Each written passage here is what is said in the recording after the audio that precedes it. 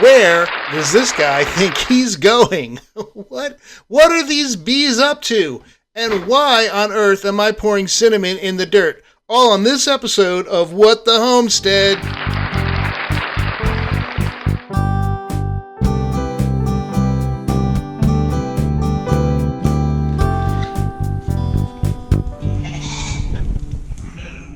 For starters, the broccoli, I had to pull the broccoli, right? It spring's over, summer's in session, so we are going to grow some okra. So here I got some okra going, a couple little seedlings started. Here's where I was pulling the broccoli right here. It is set its course. I'm just pulling it and I'm shaking off some of the dirt, get it back in there. I want to get this dirt ready to plant some okra because I want some summer okra. Real easy to grow here in the zone we're in, zone 8A, and it grows and prolific. Like I get a lot of okra. So I also had some okra seeds, pods, if you will, that I saved from last year, and I thought maybe I'll try that too. I got some growing up in the greenhouse inside, but I'm gonna just see if these seeds would grow, and I planted them in the dirt to see if they would grow. But you want to know what?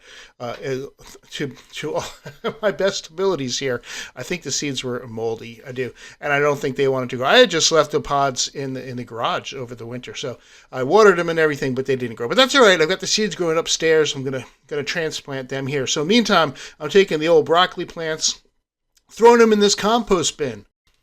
And I throw everything in the compost bin. I've got, upstairs when we're cooking, I've got a little bucket. I bring it down all the time. I'll throw it in there. I'll throw in the roots. I'll throw in everything. I don't care. And I'll put a little dirt on top because I feel like throwing a little dirt in there is going to help it turn. My idea is that I want the compost to turn into dirt. So next year, I don't have to buy dirt. I can just use this compost dirt. We'll see what happens. I got so much in here.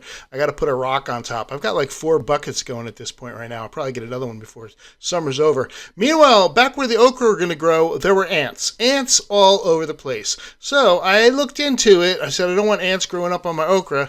And I read that you can pour cinnamon, every old day, household cinnamon there. Great for apple pies and getting rid of ants. So I don't know. I had some celery growing there. I'm just going to pour this cinnamon around the celery plant and just see what happens if the ants... And I kind of think it worked. There's still some ants there, but I also found that I have a lot of little lizards that are taking care of the ants as well. So between the cinnamon and the lizards, we're in good shape. With the bees, I bought this is a top feeder for the bees.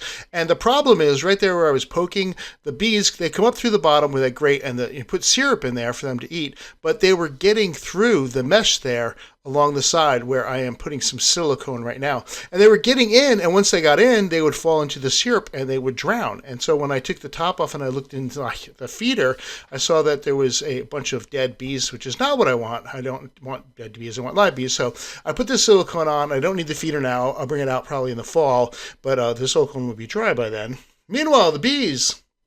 Orientation flights, my friends.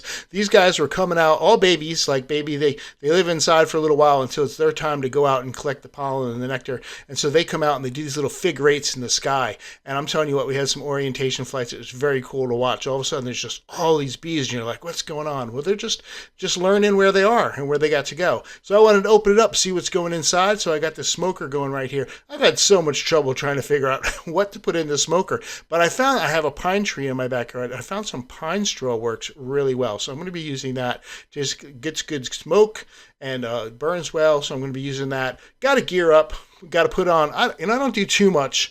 I'll put on the hat because I don't like getting stung in the face. I've been stung a couple of times, and once they sting you once, they'll leave a little mark there. They know that's the territory that they come back and they sting you again. So I got stung one time 5 times in my face because I didn't have the veil on. So I put the veil on, I put the gloves on, twofold, kind of when I'm doing the smoker. Actually, it kind of gets hot if you hold it in the wrong spot, and also you're touching the bees. Who wants to get bit in the finger? So because sometimes you got to move them around.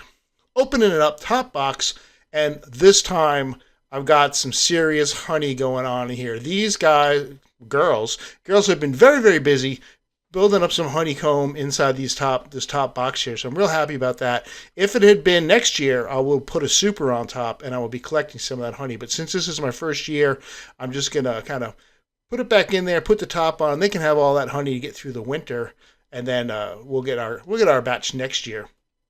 Being that we live on the coast, we do other types of harvesting at the homestead. A lot of people who grow chickens and stuff like that. Well, I can't have chickens because the HOA, well, not HOA, it's a town ordinance. It's like an HOA, but I can get crabs. That's right. I got crabs, people. So you can put out one crab trap on a private dock, and so that is what I did. I got these crabs. I'm going to fill them up in the pot here, right here, and we're going to take them upstairs, and we're going to have some crabatizers, just enough crabs to get started for dinner. Instead of appetizers, we're having crabatizers. Get in the pot, little guy. Oh, one got away. Well, that's okay. You know what? Not everybody has to go in the pot. Once in a while, you can throw a couple back. He was a little small anyway, so back in the river for you.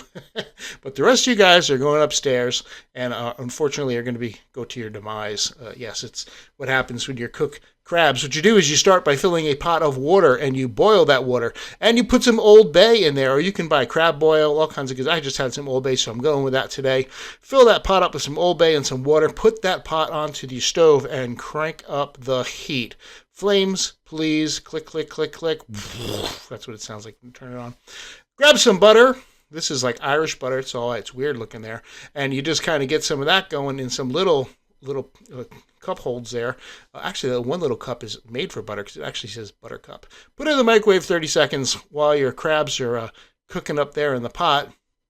And then you're going to be dipping that crab meat in that butter, and it's going to be yummy, delicious. So the water starts to boil. You grab the top off, you grab your crabs, and you stick them in there, and that's it. Leave them in there for like 10, 15 minutes, and then we can go get them and pull them out. So one nice little handy tool to have if you are going to do that is this crab and lobster kit by Toadfish, and it's like to crack the claws and stuff, which can be kind of hard to do. So this works really good, and these crabs are ready. They're coming out, and they look super yummy, delicious. So that's what's going on here at What the Homestead, and we're going to see you on the next episode.